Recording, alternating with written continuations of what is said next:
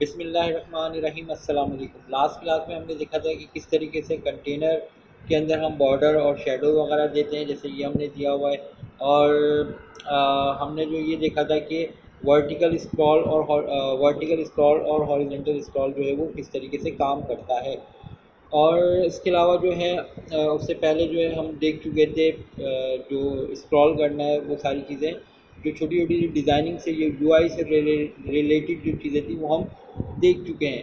अब हम थोड़ा सा काम करेंगे, आएंगे अब फ्लटर की प्रोग्रामिंग साइड पर, लॉजिक साइड पर किस तरीके से काम होगा आज मैं बताऊंगा आप लोगों को। अभी तक तो हम लोगों ने स्टेटलेस के ऊपर काम किया था, स्टेटलेस विजिट के ऊपर। अब हमने स्टेटफुल विजिट जो है इसके ऊपर काम करना है। वो किस तरीके से काम होगा, ये सारा जो काम है मैं इसको मिटा देता हूँ। ओके। और ये हमारा स्कैप फोल्ड है। स्कैप फोल्ड के अंदर हमारे पास ये वाला कंटेनर एक है। इस कंटेनर को मैं ख़त्म करता हूँ पहले।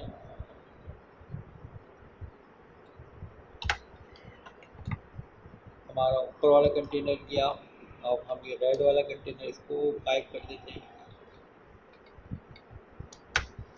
कोई एस, ये भी चला गया। अब मेरे पास इस वक्त जो मौजूद है वो मौजूद है कंटेनर और उसकी वेट जो है वो 400 है और 70 उसकी हाइट है। ये इस कंटेनर की बात होगी। और इस कंटेनर के अंदर जो है एक आइकन के साथ एक टेक्स्ट बॉक्स मौजूद है, जो कि लास्ट क्लास में हमने इसको देख लिया था। और अगर किसी ने वो लास्ट क्लास नहीं देखी है तो वो ट्यूटोरियल इसमें देख सकते हैं, प्लेलिस्ट में मौजूद होगा, इससे प्रीवियस वाला। तो हम यहाँ पर इस जगह पर मौजूद हैं। बल्कि मैं काम करता हूँ कि इसको सिंपल सा कर दूँ, ज़्यादा आसान रहेगा। चलिए मैं सभी इसको ख़त्म करता हूँ ताकि जो यहाँ से डायरेक्ट इसको कंटिन्यू करना चाहते हैं तो उनके लिए भी प्रॉब्लम ना हो। तो हम यहाँ पर से सबको डिलीट कर देते हैं।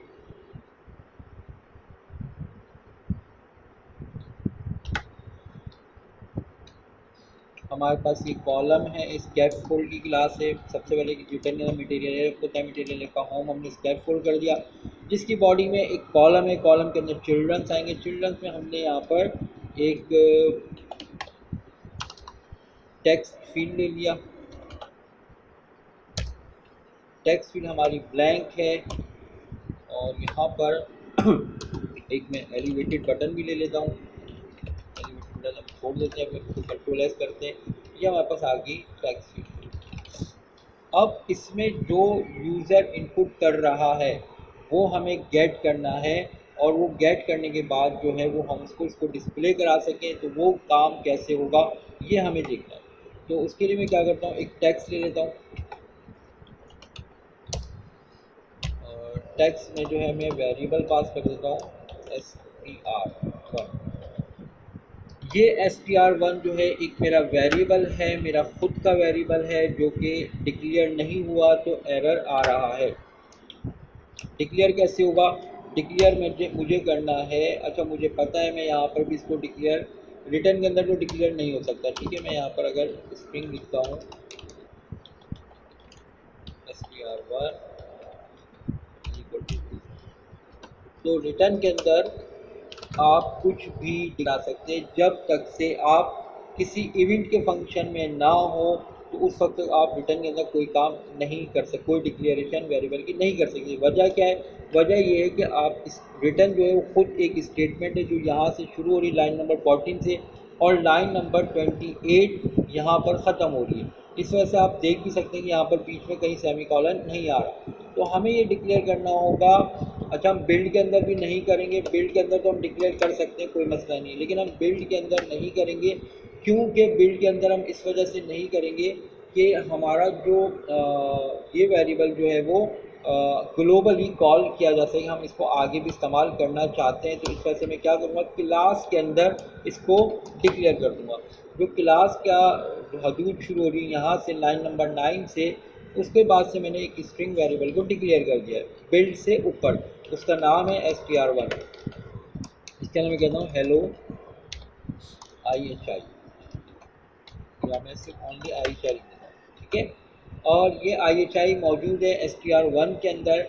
टेक्स्ट के अंदर मैं चाहता हूँ कि डिस्प्ले हो हेलो, और इस तरीके से मैं यहाँ पर कर देता हूँ str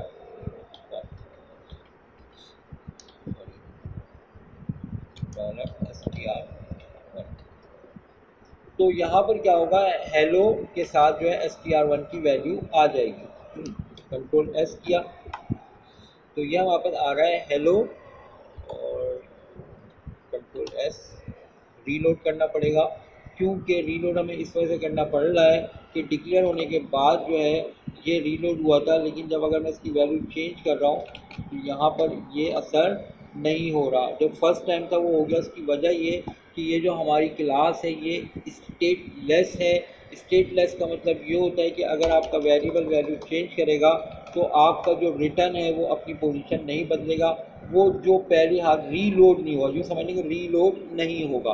तो हमें यहाँ से इसको रीलोड इस जगह से करना पड़ेगा। यहाँ पर इस जगह पर ये IHI आ गया है, सिर्फ IHI है वेरिएबल की वैल्यू। हेलो हमारी जो है टेक्स्ट के अंदर लिखा हुआ है, ये देखें यहाँ पर ये जो हेलो है ये हमारा टेक्स्ट के अंदर लिखा हुआ है और IHI वेरिएबल की वैल्यू है। अगर मैं यहाँ पर इसको आकर कुछ भी लिखूँगा, कंट्रोल एस करूँगा, तो ये नहीं होगा चेंज। क्यों? क्योंकि हमें इसको फिर रीलोड करना पड़ेगा। तो हम इसको ऐसे ही रखते हैं, जो इसकी वैल्यू है रीलोड करेंगे तो वही IHI ही रहेगा। ओके, तो यहाँ तक सब बात आप लोगों को समझ में आ रही होगी, और अगर नहीं आ रही तो वीडियो को दोबारा से देखिएगा। अब हमने यहाँ पर IHI के बजाय वो लिखना है जो यहाँ पर मैं लिखूँ, तो वो यहाँ पर कैसे आएगा इसके ऊपर हमने काम करना है। मैं यहाँ पर क्या करता हूँ कि इस जगह पर, अच्छा इसका थोड़ा सा स्टाइल भी बदल देते हैं। Style text style, text style हम कहते हैं font size 40, control S. Okay, तो यहाँ पर आपको नज़र आ रहा है हेलो IHI, और यहाँ पर हम चाहते हैं कि इसके अंदर जो भी लिखे हैं वो यहाँ पर आ जाए। तो ठीक है, हम ये कर सकते हैं आराम से, बहुत आसान है। यहाँ तक अगर आप लोगों को चीज़ें समझ में आ गई हैं तो बहुत आसान है। सबसे पहले अच्छा आप जो है 2-3 स्टेप्स हैं जिनको रटना ज़रूरी है। नंबर 1 स्टेप नंबर 1, जो स्टेटलेस आपका विजिट है इसको आपने बल्ब के ऊपर क्लिक करके यहाँ पर कन्वर्ट टू स्टेटफुल विजिट के ऊपर अपनी क्लास को कन्वर्ट कर देना है। जब आप इसको करेंगे तो इसकी जो फॉर्मेलिटीज़ हैं सब क्लास, और ये जो इस तरह से इसने इस क्लास के अंदर एक और भी क्लास जो दूसरी क्लास बनाई है इसके अंदर इसकी सारी इन्फॉर्मेशन रख दी है। आप लोग अभी इसके ऊपर जोर मत दिएगा, जब मैं ऑब्जेक्ट ओरिएंटेड टॉपिक पर आऊँगा तो मैं आपको डिटेल से सारी चीज़ें बता दूँगा। अभी आपका एक काम हो गया है, मैं दोबारा रिपीट करता हूँ। ये देखिए मेरे पास ये अभी तक जो भी काम था रीलोड करने पर ये था, ठीक है, लेकिन ये हमारे पास IHI चेंज नहीं हो रहा है। हमने सबसे पहला काम क्या करना है, स्टेटलेस को स्टेट फुल से क्लिक कर फुल विजिट से चेंज करना है। यहाँ पर आऊँगा, ये बल्ब आया, इसके ऊपर क्लिक किया तो यहाँ पर लास्ट में convert to state full visit लिखा हुआ आ रहा है। आप इसके ऊपर क्लिक करेंगे, ये सारी चीज़ें हो गई। आपकी ये वाली जो चीज़ थी ये अलग हो गई, और आपकी एक और क्लास बन गई जिसको जो भी आपकी क्लास थी उसके अंदर अंडरस्कोर लगा दिया गया, ठीक है। अच्छा जी, अब यहाँ पर इस जगह पर एक काम आपका हो गया। अब दूसरा काम आपने क्या करना है, इसके अंदर वैल्यूज़ को चेंज करना है। तो हमारे पास टेक्स्ट फील्ड के अंदर ऑन चेंज का इवेंट होता है। ऑन चेंज का इवेंट में इसी तरीके से जिस तरह से एलिवेटेड बटन के क्लिक इवेंट में 2 फंक्शन होते हैं, एक लैम्डा फंक्शन, दूसरा जो है आपके पास एरो वाला यानी कि कर्ली ब्रैकेट पैरेंथेसिस वाला फंक्शन होता है। आपको जो आसान लगे, जो सही लगे वो आप यूज़ कर लें। मैं अभी फ़िलहाल एक ही इसी पैटर्न को लेके चलना चाहता हूँ, क्योंकि लैम्डा भी मैंने आपको समझाया नहीं है। मैं यहाँ पर इसको क्लिक करूँगा तो इस जगह पर मैं कहता हूँ कि यहाँ पर जो वैल्यू है str1 की वैल्यू, str1 की वैल्यू जो भी हो जाए वो इस फंक्शन के अंदर जो वैल्यू वेरिएबल आ रहा है उसके अंदर से उठाकर वो str1 के अंदर स्टोर कर दो। मैं ये काम करूँगा और मैं एक तरीके से सोचने लगा हूँ कि हाँ भाई अब ये काम हो जाएगा। तो हमने इसको रीलोड किया, ये बग आया था जिसको मैं इसको प्लेस कर रीलोड किया, और मैं यहाँ पर आकर देखता हूँ तो यहाँ पर ये चीज़ चेंजेस नहीं हो रही है, ठीक है। अच्छा, ये एक दफ़ा मैं और रिलोड कर दूँ, तो मैंने गलती तो नहीं कर दी, ठीक है।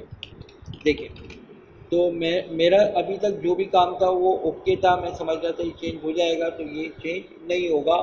एक और स्टेप करने का, एक स्टेप हो गया, आपने उसको क्या करा, स्टेट फुल कर दिया स्टेटलेस को, ये नंबर 1 हो गया। नंबर 2, आपने अगर ऑन चेंज है, ऑन क्लिक है, जो भी इवेंट के अंदर आप रह रहे हैं, ठीक है, अभी तो मैं ऑन क्लिक भी बताऊंगा, अभी हम ऑन चेंज पे मौजूद हैं। तो यहाँ पर STR की 1 की वैल्यू बदली नहीं है। क्यों नहीं बदली?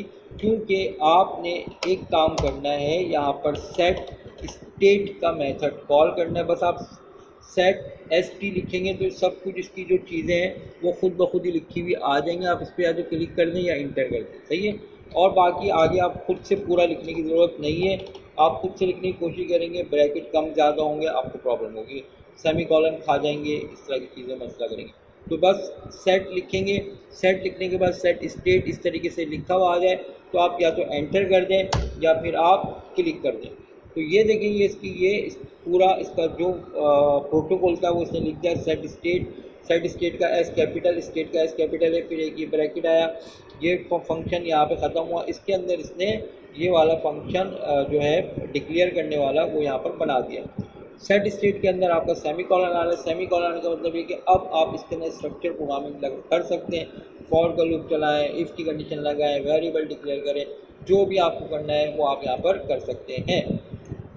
तो हम यहाँ पर अच्छा, अब वो तो एक बात की कहानी है। हमारा असल जो काम था वो हमने सबसे पहले, ये जो काम हमारा सेट स्टेट से ऊपर हो रहा था, हमने इसको सेट स्टेट के अंदर लिख दिया। और यहाँ पर मैंने कहा कंट्रोल एस करने के बाद मैं इसको रीलोड करूँगा, और रीलोड करने के बाद मैं अब यहाँ पर, अब मेरा ये काम कंप्लीट हो चुका है। मैं बोलता हूँ हेलो, तो मैं यहाँ पर जो भी लिखूँगा वो यहाँ पर इस जगह पर हेलो के साथ लिखा हुआ आ जाएगा। हेलो इंस्टीट्यूट यहाँ पर लिखा हुआ आ गया है, ठीक है। हेलो इमाम हुसैन इंस्टीट्यूट, तो जो भी मैं यहाँ पर लिखते जाऊँगा वो यहाँ पर इस जगह पर लिखा हुआ आ जाएगा। हेलो 1 2 3 4 5 6 7 8 इस तरीके से लिखा हुआ आ जाएगा। जो भी मैं इसके अंदर लिखूँगा वो यहाँ पर हेलो के साथ अटैच होकर आ जाएगा, क्योंकि मैंने यहाँ पर टेक्स्ट के अंदर हेलो के साथ STR1 की वैल्यू दी हुई है। मेरे ख्याल से ये बात आपको यहाँ तक समझ में आ गई होगी। अगर ये बात समझ में नहीं आई और आप लोगों का रिज़ल्ट सही नहीं आ रहा, तो आप प्रोजेक्ट रिमूव करके नया बना सकते हैं, वीडियो दोबारा से देख सकते हैं, क्योंकि अब मैं आगे जो चीज़ बताने वाला हूँ वो उस वक्त तक नहीं करिएगा, आगे की वीडियो मत देखिएगा जब तक ये पीछे वाली चीज़ें आपकी क्लियर नहीं हो जाती। तो हम यहाँ पर क्या करने वाले हैं, अब हम यहाँ पर ये करने वाले हैं कि इस जगह पर बटन क्लिक के ऊपर एक जो भी वैल्यू आए, अभी तो हमारा ऑन चेंज के ऊपर ये वैल्यू लिखी हुई आ रही है, ठीक है। मैं चाहता हूँ कि बटन क्लिक के ऊपर ऐसा हो कि एक और टेक्स्ट बॉक्स है उसके अंदर जो है वो इसकी वैल्यू आ जाए, जो हमारा दूसरा टेक्स्ट बॉक्स है उसके अंदर वो वैल्यू आ जाए। तो अब हम ये करते हैं, ये टास्क इस तरीके से परफॉर्म होगा। मैं एक और टेक्स्ट बॉक्स ले लेता हूँ, text field, sorry, control S, ये दो आ गए, ठीक है। इससे ऊपर मैं लिंक बना देता हूँ एक एलिवेटेड बटन। मेरा टास्क ये है कि जब बटन पे क्लिक हो तो एलिवेटेड बटन का ऊपर जो मैं टेक्स्ट दूंगा,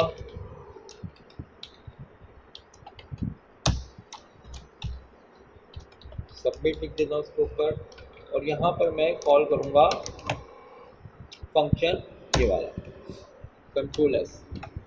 तो यहाँ पर टेक्स्ट फील्ड में एरर आ रहा है, एरर क्योंकि हमने यहाँ पर कॉमा नहीं दिया है, कंट्रोल एस। अब ये जो सबमिट है इसके ऊपर जब मैं क्लिक करूँ तो यहाँ पर जो भी लिखा हुआ हो, तो जब सबमिट बटन में क्लिक हो तो वो यहाँ पर आ जाए। तो आपको पता है इस जगह पर क्या होता है, इस जगह पर आपके पास ऑन प्रेस का इवेंट मिलता है जिसके ज़रिए हम पहले काम कर चुके थे प्रिंट करवाने का। अब यहाँ पर क्या होगा, आप लोग मेरी हेल्प करिएगा, मैं किस तरीके से यहाँ पर काम करूँ। मैं यहाँ पर कहता हूँ string str2 okay is equal to null, इसके अंदर कोई भी वैल्यू मौजूद नहीं है। तो ये हमने एक str2 वेरिएबल बना लिया है, ठीक है। और हमारे पास जो है यहाँ पर आप लोग को देख सकते हैं कि इस जगह पर एक मिनट, दो टैग बॉक्स हैं जिसके अंदर जो है हमारे पास यहाँ पर एक वैल्यू जो है जिसमें हम इंटर कर रहे हैं, यहाँ पर कुछ भी वैल्यू इंसर्ट कर रहे हैं, इंटर कर रहे हैं, तो वो यहाँ पर चेंज हो रही है। दूसरी हमारा एक और टैग बॉक्स है जिसके अंदर कुछ भी मौजूद नहीं है और हम चाहते हैं कि जब बटन पे क्लिक हो तो इसकी वैल्यू यहाँ पर आ जाए। तो वो देखें किस तरीके से होगा। उसके लिए यहाँ पर हमें एक प्रॉपर्टी यूज़ करनी पड़ेगी। मैं यहाँ पर कहता हूँ कि कंट्रोलर अच्छा, कंट्रोलर के अंदर जब आप यहाँ पर लिखेंगे, इस तरीके से कंट्रोलर लिख रहे होंगे, तो यहाँ पर आपको बताएगा कि टेक्स्ट एडिटिंग कंट्रोलर, ये जो है आपने क्लास कॉल करनी है या मेथड, ठीक है। तो आप यहाँ पर लिखेंगे टेक्स्ट एडिटिंग कंट्रोलर, आपने एंटर किया और यहाँ पर ये बोल रहा है कि मुझे चाहिए स्ट्रिंग एज अ टेक्स्ट। तो यहाँ पर आप इसको दे देंगे टेक्स्ट, जो इसका वेरिएबल है, इसमें आप दे दें str2 जो आपने डिक्लेयर किया है। बस इतनी सी बात है, ठीक है। तो यहाँ पर जो str2 की वैल्यू होगी वो यहाँ पर इसके अंदर हो जाएगी। लेकिन str2 के अंदर क्या है, str2 के अंदर ये है कि एलिवेटेड बटन है हमारे पास। एलिवेटेड बटन में मैं कहता हूँ कि जब ऑन प्रेस हो तो क्या काम हो। ऑन प्रेस पे मैं कहता हूँ कि str2 बराबर हो जाए हेलो के डॉट डॉट डॉट डॉट, ये हो जाए, ठीक है। str2 की वैल्यू ये हो जाए, कंट्रोल एस। अब यहाँ पर क्या होगा कि मैं करूँगा तो वही मसला आएगा और वो चेंजेस यहाँ पर नज़र नहीं आएगी। मैं यहाँ पर लिख रहा हूँ, इस जगह पर सबमिट क्लिक कर रहा हूँ, हमें कोई भी चेंजेस नज़र नहीं आ रही है। उसकी वजह क्या है, उसकी वजह वही है जो ऊपर थी और वो थी सेट स्टेट का ना होना। मैं सेट स्टेट लिखकर ये वाली स्टेटमेंट जो मैंने लिखी थी इसको मैं यहाँ पर पेस्ट कर दूँगा। और अब मैं यहाँ पर इधर आता हूँ तो यहाँ पर देखिए हेलो लिखा हुआ आ गया है। मैं रीलोड करता हूँ इसको। रीलोड करने पर जब मैं बटन पे क्लिक करूँगा तो हेलो इस तरीके से लिखा हुआ आ गया है। अब अगर आप ये चाहते हैं कि टेक्स्ट की वैल्यू आ जाए तो आप यहाँ पर सिंपल एक काम ये कर लें, str2 की वैल्यू हो जाए str1 के बराबर। क्यों? क्योंकि जब आप चेंज कर रहे हैं टेक्स्ट 1 की वैल्यू को ABCDEF, str1 on change event पर चेंज हो रहा है। ये देखिए यहाँ पर ऑन चेंज इवेंट के ऊपर चेंज हो रहा है, ये देखिए ऑन चेंज इवेंट के ऊपर चेंज हो रहा है str1। बटन क्लिक के ऊपर आपने क्या बोला, बटन क्लिक के ऊपर बोला str2 की वैल्यू हो जाए जो str1 की वैल्यू है, ठीक हो गया। और सेट स्टेट के जरिए ये भी चेंज हो गया। जैसे ही चेंज होगा तो यहाँ पर आपने टेक्स्ट फील्ड जो बनाई थी इसकी आज जो नई प्रॉपर्टी सीखी है वो है कंट्रोलर। कंट्रोलर के आगे जब आप इसको बताएंगे टेक्स्ट एडिटिंग कंट्रोलर, तो इसके अंदर जो आप वैल्यू देंगे वो जो है जाकर टेक्स्ट के अंदर जाकर सेट हो जाएगी। तो मैं यहाँ पर बोलता हूँ कि अब्बास, ठीक है। मैंने अपना नाम लिखा, यहाँ पर देखें इस जगह पर ये अब्बास लिखा हुआ है, ठीक है। हेलो शकील अब्बास, यहाँ पर इस जगह से यहाँ आ गया। तो आपने देखा कि किस तरीके से टेक्स्ट की वैल्यू गेट कर सकते हैं और टेक्स्ट की वैल्यू को सेट किया जा सकता है। अब हम एक काम करेंगे और वो काम ये है कि हम एक बटन बनाएंगे और ऊपर और नीचे दोनों न्यूमेरिक वैल्यू देंगे। और उसके साथ हम क्या चाहते हैं, हम चाहते ये हैं कि एक तीसरे टेक्स्ट बॉक्स के अंदर उनका सम आ जाए। तो वो कैसे होगा वो मैं आपको बता देता हूँ, फिर इसके बाद आज की क्लास हमारी ख़त्म हो जाएगी। फिर नेक्स्ट क्लास में मैं आपको एक ही क्लास में रिलेशनल ऑपरेटर, लूप, फंक्शंस वगैरह बता दूंगा। तो यहाँ पर इस जगह पर मैं ये करता हूँ कि एक बटन बना लेता हूँ और ये हमारा एलिवेटेड बटन जो है इसी को मैं कॉपी कर देता हूँ टेक्स्ट फील्ड से। इसको क्या हो गया भाई, चलिए सही है।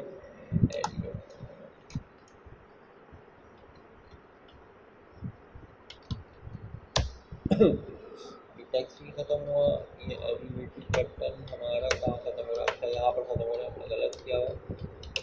यहाँ से पूरा कॉपी पेस्ट करना है। ओके, ये एलिवेटेड एक और बटन आ गया बस। हम ये चाहते हैं कि इसके नीचे एक और टेक्स्ट फील्ड बने, ये टेक्स्ट फील्ड, और इसके अंदर क्या हो कि इसके अंदर आ जाए str3 की वैल्यू। ओके, str3 डिक्लेयर नहीं है तो str3 हम यहाँ पर डिक्लेयर कर लेते हैं, स्ट्रिंग str3 और बराबर है empty। अब यहाँ पर मैं कहता हूँ कि जब बटन 1 पे बटन 2 जो हमारा ये वाला बटन है, जब इसके ऊपर क्लिक हो तो यहाँ पर जो वैल्यू लिखी हुई हो और यहाँ जो वैल्यू लिखी हुई है, जब इस बटन पे क्लिक करूँ तो इन दोनों का सम जो है वो यहाँ पर आ जाए। ठीक है, तो वो कैसे होगा, हम यहाँ पर इसको कर लेते हैं, रीलोड कर लेता हूँ मैं।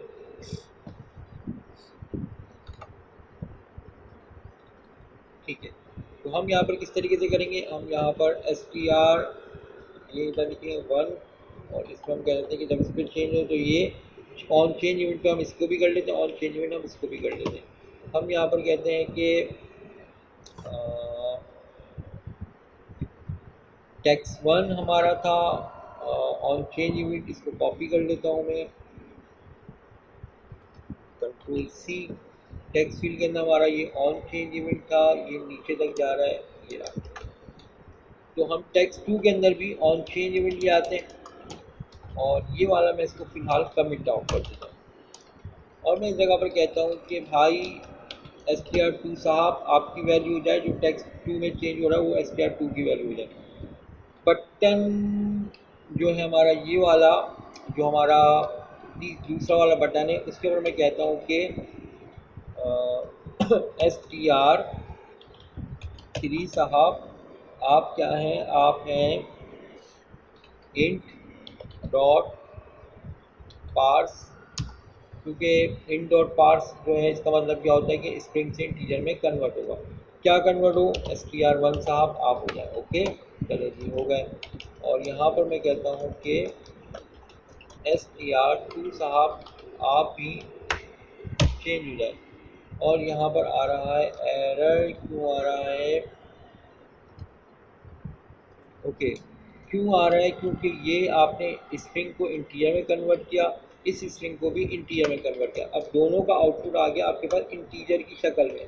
तो यहाँ पर अगर मैं लिखता हूँ int(x) तो कोई मसला नहीं है, क्योंकि इंटीजर जो है इंटीजर के अंदर इंटीजर की वैल्यू चलेगी। लेकिन अगर मैं कहता हूँ स्ट्रिंग x तो ये वैल्यू गलत होगी, तो मैं यहाँ पर int(x) करूँगा तो ठीक हो गया। फिर मैं कहता हूँ str3 साहब आप हो जाएँ स्ट्रिंग डॉट पार्स और इसके अंदर मैं कहता हूँ कि स्ट्रिंग डॉट पार्स में क्या पार्स हो जाए, x हो जाए। तो यहाँ पर क्या होगा कि x की वैल्यू जो है वो इसमें कन्वर्ट होगी, x के अंदर वो यहाँ पर चली जाएगी। यहाँ पर ये नहीं आ रही है, कोई मसला होगा, शायद मैं कभी टाइम जाने के लिए आता। मैं कहता हूँ आंसर कॉलन $साइन और वेरिएबल का नाम क्या है, x। बस ऐसा कर लेता हूँ और रीलोड कर लेता हूँ इसको।